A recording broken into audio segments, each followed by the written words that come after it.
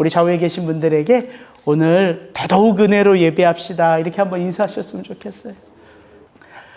예수님이 십자가 위에서 하신 6번째 말씀은 외마디 말씀이었어요. 다 이루었다. 헬라어로는 테텔레스타이라는, 제자 훈련하신 분들은 잘 아실 거예요. 되게 유명한 단어입니다. 사도 요한은 바로 이 외마디 다 이루었다는 한마디로 예수님의 십자가 사건을 마무리하죠. 자연스럽게 우리에게 떠오르는 질문이 있지 않겠습니까? 도대체 예수님은 그 십자가 위에서 무엇을 다 이루셨는가? 바로 그 질문이죠. 여러분, 무엇보다 예수님의 이 말씀, 내가 다 이루었다, 이 말의 의미는 이 땅 예수님 짧은 생이었지만 나는 내가 원하는 대로 다 살았다, 이 의미가 아닌 거죠. 나는 원 없이, 미련 없이 하고 싶은 거 다 해봤어. 그러니까 내 삶 여기서 끝 맞춰도 오케이, 이런 의미가 아니라는 거예요. 그래서 사도 요한은 이런 말을 덧붙이죠. 그 앞에 요한복음 19장 28절. 그 후에 예수께서 모든 일이 다 이루어진 줄 아시고 무엇을 응하게 하시려고? 성경을 응하게 하려 하사 내가 목마르다 다 이루었다, 이 말씀을 하셨다는 거예요. 여러분, 혹시 집에 가서 이번 주에 요한복음 1장부터 21장까지를 쭉 읽어보신 분들이 있다면 성경을 응하게 하려 하사, 율법을 응하게 하려, 말씀을 응하게 하려, 이거 요한이 자주 쓰는 표현인 것을 여러분 아실 거예요. 특별히 십자가 사건에 요한은 그 말을 집중해서 사용하고 있어요. 이렇게. 그럼 요한은 도대체 왜 그런 표현을 계속해서 십자가 사건에 붙였을까요? 예수님이 하신 이 말씀은, 예수님이 하셨던 이 행동은 성경을 응하게 하려 하사, 말씀을 응하게 하려 하사, 율법을 이루어지게 하사, 왜 요한은 이 말씀을 계속 쓰는 걸까요? 바로 이것 때문이죠. 예수님의 삶은 결코 자기의 뜻이나 자기의 바람이나 자기의 소망을 이루기 위한 삶이 아니요, 누구의 뜻을 이루기 위한, 나를 보내신 아버지 하나님의 그 뜻을 이루기 위한 삶이었음을 요한은 밝혀주는 거예요. 그래서 요한은 그의 복음서를 기록하면서 예수님이 하셨던 그 순간순간 말씀을 기억하고요, 이 요한복음에 그것을 다 기록해 놓습니다. 이런 표현이죠. 내게는 너희가 알지 못하는 양식이 있느니라. 아니, 누가 주님께 양식을 갖다 드렸지? 나의 양식은 무엇이라고요? 나를 보내신 이의 뜻을 행하며 그의 일을 온전히 이루는 이것이니라. 아버지께서 이제까지 일하시니 나도 일한다 하시매. 또한 예수님은 그 잡히시기 전에 마지막 그 요한복음 17장의 기도에서 이렇게 기도하셨습니다. 아버지께서 내게 하라고 주신 일을 내가 이루어 아버지를 이 세상에서 영화롭게 하였음이라. 그리고 무엇보다 가장 확실한 증거, 겟세마네에서의 그 예수님의 마지막 기도, 그 모든 기도를 예수님은 어떤 기도로 마무리하셨다고요? 그러나 나의 원대로 마옵시고 아버지의 원대로 하옵소서. 예수님의 기도, 예수님의 가르침, 예수님의 말씀, 예수님의 삶 속에는 다른 것이 담겨져 있는 것이 아니라 바로 하나님 아버지를 향한 사랑과 경외, 그 아버지 하나님의 뜻을 향한 예수님의 완전한 순종, 그 충성의 삶이 담겨져 있는 거예요. 그래서 예수 그리스도를 사랑하고 그 사랑 안에서 살기를 애쓰는 분들에게는 어떤 모습이 드러나요? 하나님 아버지의 그 마음이 그대로 드러나는 거예요. 그래서 정말 예수 그리스도를 사랑하는 그 한 분의 손길, 그 터치 속에는 아버지의 사랑이 느껴지는 거예요. 그래서 위로가 되는 것입니다. 한마디 말 속에, 그 한 터치 속에. 저를 격려해 주시는 집사님 한 분의 이전도사님 괜찮아요, 다독여 주시는 그 손길이 저는 정말 예수님의 손길처럼 다가왔습니다. 신학교 저 지하 도서실에서 너무 피곤하여 졸고 있는 저에게 그 홍삼 캔디 하나를 올려놓으시면서 피곤한데 이전도사 좀 푹 자 쓰다듬어 주는 그 선배 목사님의 그 손길이 예수님의 손길로 느껴지는 거예요. 저는 저와 여러분의 삶 속에도 그 예수 그리스도를 너무 사랑해서 내 말이지만 내 손길이지만 예수의 사랑이 전해지는 그런 삶이 저와 여러분에게도 나타날 수 있기를 주의 이름으로 축복합니다. 그래서 십자가 위에서 남기신 예수님의 이 한마디, 내가 다 이루었다라는 그 한마디 속에는 바로 이 세상의 죄인을 향한 하나님 아버지의 그 마음이 담겨져 있는 거예요. 오늘 그 하나님의 마음은 어떤 마음인가? 도대체 하나님은 그 예수의 십자가를 통하여 저와 여러분의 삶 속에 무엇을 이루셨고 그것이 우리의 삶 속에는 어떤 능력인지 한번 살펴보면서 함께 은혜를 나누기를 원합니다. 십자가는 그 무엇보다 하나님께로 향하는 구원의 길이 활짝 열렸음을 우리에게 말해줍니다. 그래서 바울은 이 세상 사람들에게 선포하는 거 아닙니까? 보라, 지금이 은혜 받을 만한 때요. 보라, 지금이 구원의 날이로다. 그 활짝 열린 구원의 길, 예수님이 이 땅에 다시 오실 그 재림의 날까지 결코 닫히지 않습니다. 그래서 은혜인 거예요. 넘어져도 쓰러져도 부족해도 나아갈 수 있는 그 길이 사실 우리 인생 앞에 놓여져 있기에 그 이야기를 좀 먼저 나눠보기를 원합니다. 여러분, 창세기 1장, 2장은 무슨 장입니까? 이 온 우주 만물을 하나님이 말씀으로 창조하신 창조의 기사가 담겨져 있지요. 근데 그거 우리의 이성으로는 정말 단 한마디도 이해할 수 없어요. 창세기 1장 1절, 태초에 하나님이 천지를 창조하시니라. 여러분, 여러분의 이성으로, 여러분의 지식으로 이해할 수 있는 말이 한마디라도 있습니까? 도대체 태초는 언제예요? 천지는 어디까지가 천지예요? 우리의 눈에 보이는 게 천지라고 하지만 아니요. 우리의 눈에 보이는 우주 말고 더 큰 우주가 이 우주 너머에 끊임없이 펼쳐져 있는 게 세상입니다. 그 말은 우리의 이성으로 이해하는 말이 아니에요. 믿음으로 받는 말이죠. 그래서 창세기 1장, 2장의 모든 창조 기사는 다 신비로움이에요. 하나님의 말씀으로 이 온 우주 만물을 창조하신 그 신비가 가득합니다.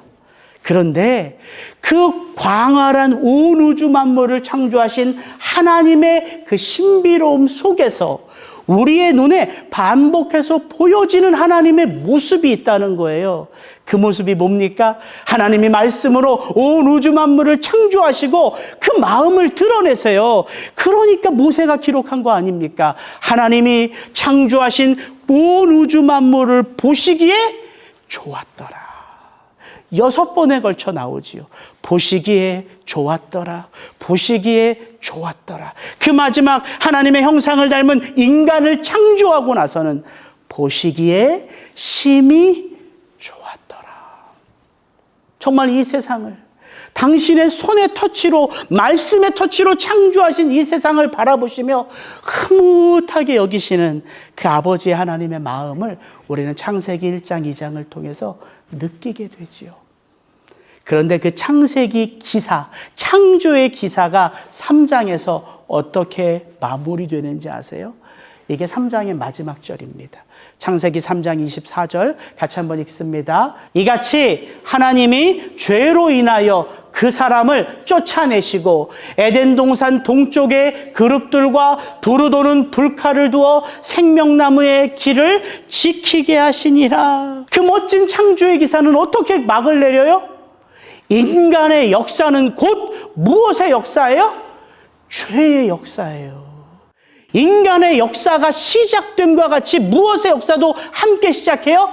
죄의 역사도 함께 시작해요. 그래서 하나님이 그 인간을 에덴 동산에서 쫓아내는 것으로 창세기 기사는 마무리됩니다. 창조의 기사는. 그리고 무엇이 펼쳐져요? 그 다음부터는 창세기 4장 1절부터는 어떤 이야기가 펼쳐지는 거예요? 그 타락한 죄인을 회복하시는 구원의 역사가 시작되는 거예요. 여러분, 이게 성경입니다. 인간의 시작은 바로 곧 죄의 시작입니다. 그래서 창세기 4장부터 처음 등장하는 제도가 있지요. 그게 뭘까요? 제사예요. 하나님에게서 쫓겨난 인간이 어떻게 그 하나님 앞에 스스로 나아갈 수 있겠어요? 그럴 수는 없거든요. 그래서 창세기 4장부터 나오는 게 바로 제사입니다. 여러분, 제사의 첫 번째 단계가 뭔지 아세요? 이 첫 번째 단계가 제일 중요한 단계고 사실 이게 전부예요. 어떤 제물을 고르는 걸까요? 흠없는 제물을 고르는 것부터 제사의 시작이고 이게 제사의 전부입니다. 왜요? 그 흠없는 제물이 무엇과 연결되어져 있기에? 내 생명과 연결되기에. 흠 있는 제물로 하나님 앞에 나아가면요, 그 죄와 타협하지 아니하시는 하나님의 맹렬한 진노의 불이 그 제물 위에 부어져요. 그 하나님을 대면하여 만날 수 있는 사람이 없습니다. 그래서 흠없는 제물을 고르는 게 가장 귀한 거예요. 가장 중요한 거예요. 우리 주 예수 그리스도가 이 땅에 무엇으로 오셨다고요? 흠없는 어린 양으로 오셨다고요. 그래서 이 십자가 위에 예수님은 다른 걸 말해주는 게 아니에요. 온 인류의 죄인들을 향한 바로 예수님이 흠없는 하나님의 제물이라는 거예요. 그래서 히브리서 기자는 정확하게 이야기하죠. 그리스도께서는 장래 좋은 일의 대제사장으로 오사 염소와 송아지의 피로 하지 아니하고 오직 자기의 피로 영원한 속죄를 이루사 단번에 성소에 들어가셨느니라. 히브리서 기자는 말합니다. 예수 그리스도가 그 제사를 주관하는 대제사장이자 예수 그리스도가 또한 그 제사의 완전한 흠없는 제물이라. 이게 히브리서 9장 11절 12절의 말씀이에요. 그만이 담당하실 수 있는 제물이에요. 그래서 바울은 말하잖아요. 하나님과 우리 사이의 중보자도 오직 한 분이시니 사람이신 그리스도 예수라. 여러분, 우리가 이걸 너무 뻔한 이야기로 받으니까 전혀 이상하지 않지만 여러분, 예수님이요, 영원 전부터 영원 전부터 영원 후까지 이런 표현이 말이 안 되는데 영원 전부터 하나님과 함께 하시는 분이 예수님이에요. 그분은 존재의 근원이 없으신 분이에요. 그런데 그런 예수님이 죽을 수가 있습니까? 아니, 하나님이 죽으실 수가 있어요? 그게 어떻게 하나님이에요? 이게 말이 안 되는 거거든요. 근데 그가 죽으실 수 있어요. 왜? 인간의 몸을 입으셨기에. 여러분, 그가 죽었다가 부활하셨습니다. 예수님은 창세 전에 그 모습으로 존재하지 않으세요. 이 땅에 인간의 몸으로 오신 그 부활의 몸으로 존재하세요. 누구 때문에? 저와 여러분 때문에. 여러분, 이게 얼마나 놀라운 사랑이에요. 그래서 이 복음의 메아리, 예수께서 이르시되 내가 곧 길이요 진리요 생명이니 나로 말미암지 않고는 아버지께로 올 자가 없느니라. 다른 이로서는 구원을 받을 수 없나니 천하 사람 중에 구원을 받을 만한 다른 이름을 우리에게 주신 일이 없느니라. 성경에 이르되 누구든지 그를 믿는 자는 부끄러움을 당하지 아니하리라 하니 유대인이나 헬라인이나 차별이 없음이라. 한 분이신 주께서 모든 사람의 주가 되사 그를 부르는 모든 사람에게 부유하시도다. 누구든지 주의 이름을 부르는 자는 구원을 얻으리라.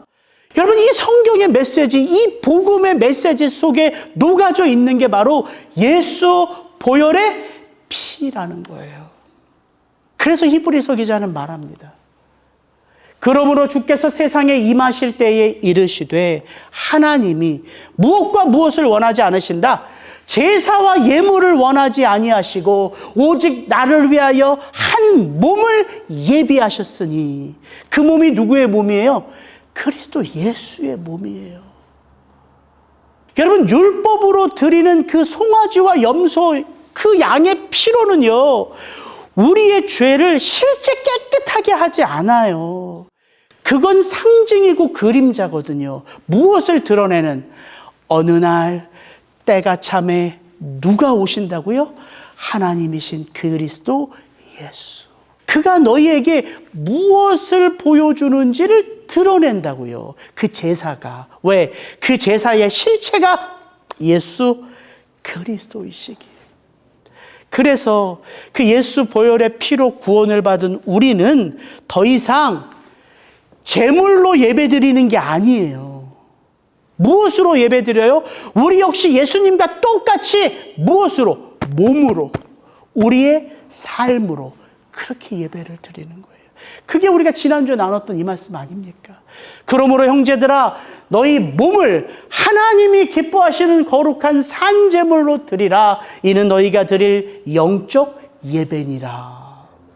저와 여러분의 삶이 그 구원의 길을 향하여 나아가고 있음을 우리는 무엇을 통하여 날마다 체험해요? 예배를 통해서. 왜? 예수 그리스도가 십자가로 그 구원의 길을 활짝 여셨기 때문에. 이게 십자가가 이룬 일이란 말입니다. 나아갈 수 있는 길이 열렸어요. 두 번째, 십자가는 죄인인 내가 하나님께 나아갈 수 있다는 충만한 확신을 줍니다. 왜? 예수 보혈의 피가요, 우리 어디에 뿌려졌을까요? 우리 마음의 심령에 뿌려졌어요. 첫 번째 포인트와 두 번째 포인트는 여러분 다른 것입니다. 아무리 우리 가운데 그 하나님을 향하여 구원의 길이 열렸다 한들 나아가지 않으면 그 구원은 우리에게 임하지 않아요. 사도 바울이 이렇게 말합니다. 하나님은 모든 사람이 구원을 받으며 진리를 아는 데에 이르기를 원하시느니라. 하나님이 이 세상을 향하여 어떤 마음을 갖고 계세요? 내가 이뻐하는 자만 내가 구원해야 되겠다. 내게 잘하는 사람만 구원해야 되겠다. 이게 하나님 아버지의 마음이라고요? 아니요. 바울은 정확하게 말합니다. 하나님은 이 온 세상 속에 그 모든 사람이 무엇 받도록? 구원을 받도록, 진리이신 예수 그리스도 안에서 살아가도록 그렇게 원하신다는 거예요. 왜? 온 우주 만물 그 어느 것 하나 하나님의 손길이 닿지 않는 곳이 없기 때문 아니겠습니까? 그런데 우리의 주변을 돌아보자고요. 여러분 주변에 그렇게 모든 사람이 예수 믿고 구원의 방주에 올라타 구원의 한 길 가고 있습니까? 사실 그렇지 않잖아요. 여러분 가만히 여러분의 마음으로 한번 질문해 보세요. 혹시 여러분 사랑하는 사람들 가운데에, 여러분 가까이 지내시는 분 가운데에 여전히 구원의 그 길로 나오지 않는 분들이 있는지 아마 손가락에 꼽을 만큼 있을걸요. 그게 세상의 모습이니까. 왜 그렇습니까? 그 사람들이 여전히 그 예수 보혈의 피가 그 마음 심령에 뿌려진 것을 아직 체험하지 못했기 때문이에요. 여러분 이게 구원의 접점이에요. 구원의 한 길이 우리 앞에 활짝 열려져 있어도 그 구원을 위한 예수 보혈의 피가 내 마음에 뿌려지지 않으면, 그걸 내가 체험하지 않으면 그 구원의 한 길을 어떻게 내디딜 수 있냐고요. 두려움 가운데에. 하나님으로부터 쫓겨난 게 죄인인데 어떻게 내가 버젓이 당당하게 그 하나님 앞에 나아갈 수 있어요? 그 진노의 불꽃 가운데에. 그래서 은혜인 거예요. 이렇게 우리가 예배드릴 수 있는 게. 오늘도 이렇게 우리가 이 예배 가운데 하나님의 말씀을 대면하는 게, 오늘도 우리가 우리의 입술을 열어 그 하나님을 찬양하는 게, 오늘도 우리가 우리의 입술을 열어 그 하나님 앞에 겸손히 엎드려 기도할 수 있는 것이, 이 모든 것이 다 은혜란 말입니다. 그런 의미에서 여러분 우리가 하나님 앞에 나아가 예배드리는 이 자리, 우리가 매 주일마다 나가서 예배하고 저는 매 주일마다 이곳에서 말씀을 전하기에 우리가 놓치는 게 너무 많지 않습니까? 그 은혜가 내게 값없이 주어진 것을 잊어버려요. 왜? 삶이 너무 강팍하고 삶이 너무 힘들고 삶이 너무 어렵다는 생각 속에서 예배의 자리에 나오니까. 근데 기억하셔야 돼요. 하나님이 그 보혈의 피로 값없이 나를 구원하셨기에 오늘 이 자리에서 내가 내 입술로 그 하나님을 부를 수 있는 거예요. 여러분, 이게 은혜입니다. 날마다 예배 드리면 몰라요. 근데 저는 설교 때 아마 몇 번 드렸을 거예요. 저희 셋째 형님. 아니, 저희 셋째 형님이 어머니 모시고 그렇게 예배를 드리는데, 아니, 어머니를 가운데 두고 저와 형이 이렇게 앉아서 그 예배를 드리는데, 찬송을 해도 형이 찬양을 못해요. 입만. 형, 예배를 드리려면 제대로 드려. 그 엄마 보는데 뭐 하는 거야? 왜냐면 저는 찬양을 이렇게 하거든요. 갈 길을 밝히기. 그 셋째 형은 부르는 듯 마는 둥. 그래서 제가 화가 나서 그렇게 얘기했던데, 형이 저한테 한 말이 있어요. 형우가 정말 미안한데 찬양을 부르고 싶은데 목구멍에 소리가 안 난다. 와, 저는 그때 처음 알았어요. 찬양을 자신 있게 부르는 것도 은혜구나. 그 하나님 앞에 나아가서 엎드렸는데 그 말씀이 들려오는 것도 은혜구나. 기도하는데 눈물 주시는 것도 은혜구나. 이렇게 부족하고 넘어지는 내가 또다시 예배 자리에 발걸음 옮겨 나아갈 수 있는 것도 은혜구나. 그럼 은혜 받은 우리가 해야 될 게 뭐예요? 사모하지만 그 은혜를 누리지 못하는 자들을 위하여 기도하는 거죠. 왜? 그 은혜는 내게만 주어질 은혜가 아닌 거예요. 세상 모든 사람들이 받아야 할 은혜 아닙니까? 그래서 그 십자가를 마음 깊이 체험하여 내 마음의 심령에 예수 보혈의 피가 뿌려진 그 자들에게는 이 말씀이 다시 보여지는 거예요. 하나님은 모든 사람이 구원을 받으며 진리를 아는 데에 이르기를 원하시느니라. 이걸 머리로 받아들이는 게 아니라 가슴으로 받는 거예요. 하나님 아버지의 마음이 온 세상 가운데 있구나. 그래서 십자가는 내가 이 세상을 어떻게 살아야 하는지를 비춰주는 우리 삶의 등불이 되는 거예요. 사도 바울은 제 한 문장을 정확하게 이렇게 표현해요. 나는 세상에 있는 사람들에게 빚진 자라. 이게 바울의 고백입니다. 헬라인이나 야만인이나 지혜 있는 자나 어리석은 자에게 다 내가 빚진 자라. 그러므로 나는 할 수 있는 대로 로마에 있는 너희에게도 복음 전하기를 원하느니라. 지금 사도 바울이요, 예수님이 십자가 위에서 이루신 그 구원에 무엇인가 내가 덧붙일 게 있다, 이 말씀하는 게 아니란 말입니다. 예수님의 그 십자가 구원이 모든 것을 완전히 성취하였기에 내가 그것을 내 가슴에 담으니까 누구의 마음이 느껴져요? 하나님 아버지의 그 마음. 나는 이 세상에 있는 그 모든 사람들이 구원에 이르고 진리를 아는 데에 이르기를 원하노라. 이 마음을 담은 거예요. 그럼 여러분에게 묻겠습니다. 바울만 복음의 빚진 자입니까? 바울만 복음의 능력에 붙들려 살아가는 자여야 합니까? 아니잖아요. 저와 여러분도 그 예수 십자가 복음의 빚진 자 아닙니까? 저와 여러분의 삶 속에도 그 복음의 능력이 우리를 붙들고 우리의 삶 가운데 여전히 함께하고 있지 않습니까? 그래서 말할 수 있는 거예요.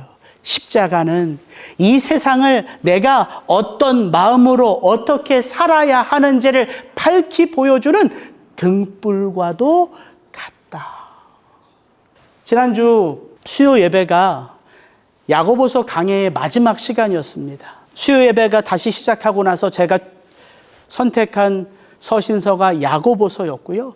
그 야고보서 1장부터 5장까지 저는 무려 27주 동안 돌아보니까 제가 해도 너무하긴 했어요. 1장부터 5장까지 말씀을 27번을 제가 전했거든요. 그래서 야고보서의 마지막 시간이었어요. 그래서 늘 오시는 그 분들과 함께 이제 야고보서의 마지막을 맞춰야 되는데, 공교롭게도 늘 오시는 우리 권사님들, 우리 장로님이 여행으로 예배를 못 오실 수밖에 없는 상황인 거예요. 그래서 제가 지난주에 주일 예배를 마치면서 지나가는 말로 드린 거예요. 너무 아쉬워서. 우리 권사님들, 장로님이 여행으로 못 나온 그 자리, 우리 성도님들 가운데 누군가가 좀 채워주면 좋겠습니다. 그냥 정말 지나가는 소리로 들은 말씀이었어요. 왜? 다 사정거용 표현을 아니까. 근데 수요일 날 섰는데 안 보이던 분들이 보이는 거예요.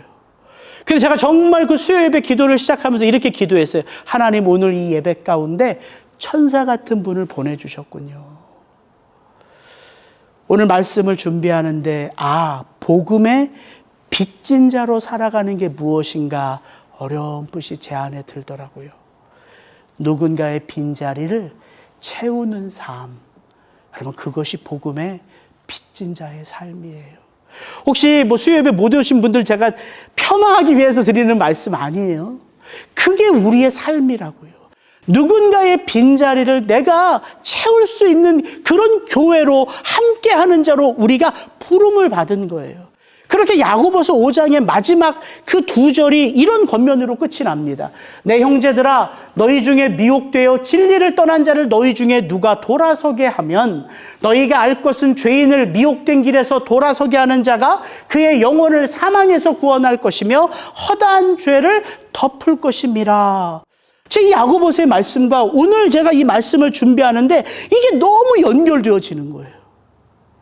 여러분, 교회로 부름받은 우리들입니다. 그런데 우리들은 다 저마다 다른 삶의 환경에서 살아요.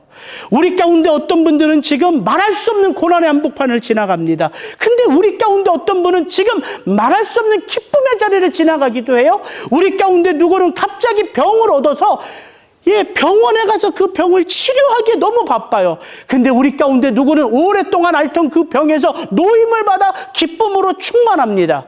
우리 가운데 누구는 진리 앞에 나아가기를 애써요.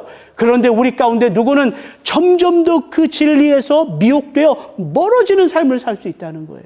그게 뭐예요? 내 형제들아, 너희 중에. 다 우리 가운데 있는 모습이라는 거예요. 우리 속에 그런 여러 사람들이 있다는 거예요.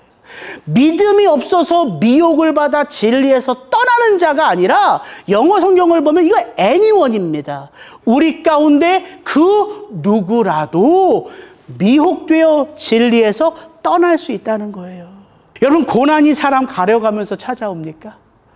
고난이 목사에게는 안 찾아오고 성도님들에게만 찾아갑니까? 그런 고난은 없습니다.